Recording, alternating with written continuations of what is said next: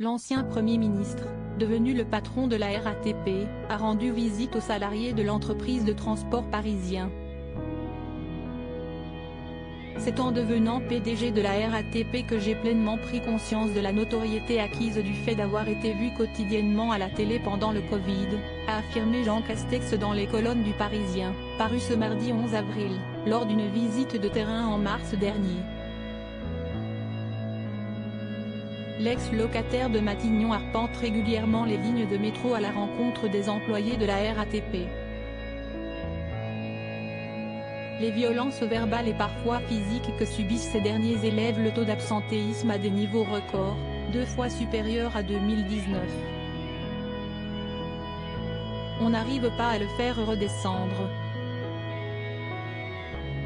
Il faut trouver une solution, nous faisons face à une forte concurrence, a expliqué Jean Castex. L'absentéisme peut aussi traduire un mal-être. Le principal c'est de redonner aux salariés le goût et l'envie d'aller bosser. Un agent motivé tombe moins souvent malade, a remarqué l'ancien chef du gouvernement qui souhaite renouer le contact et rencontrer les syndicats. Supérieur à Jean Castex, Édouard Philippe, Éric Dupond-Moretti. Découvrez les politiques quand ils étaient plus jeunesse de progrès qui demande à se confirmer l'un des objectifs de Jean Castex, passer un tiers de son temps avec les agents sur le terrain. C'est une méthode de gouvernement. Cela permet d'établir un bon diagnostic, a-t-il affirmé. Le ressenti est meilleur, a concédé le secrétaire général de Force ouvrière, Jean-Christophe Delprat.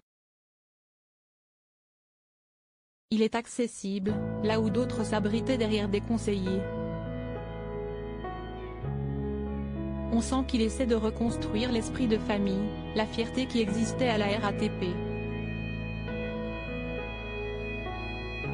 Et on reparle de service public. La dernière fois, c'était il y a 20 ans. Mais le secrétaire général de la CGT RATP Bus, Cémile Kégissis, de tempérer, tout est loin d'être réglé. L'inflation est à 6%. La hausse des salaires n'a pas été suffisante pour les compenser. Et, il n'a pas mis un terme à la filialisation de l'entreprise. Les discours sont encourageants, mais les hommes politiques en font beaucoup. Il faut que cela se traduise par un changement de cap. Nous jugerons par des actes.